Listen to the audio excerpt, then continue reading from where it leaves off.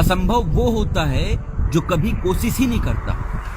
जिसके लिए कभी कोशिश नहीं की जाती वो चीज असंभव होती है। और कोशिश करने वाला आदमी कभी भी हारता नहीं है। इस चीज को गांठ बांध लें कि अगर आप कोशिश करते हैं तो कभी हारेंगे नहीं। या तो आप जीत जाएंगे, और बाय द वे कोई समस्या रही, कुछ मुश्किलें रही, अगर नहीं भी जीते तो आप सीखेंगे जरूर, और वो सीख आपके जिंदगी में बहुत काम आएगी। तो कोई भी कितना भी बड़ा काम क्यों ना हो, उसे कभी ये मान के मत छोड़ो कि ये असंभव है, मेरे बस में नहीं है और इसलिए मैं इसे छोड़ देता हूं।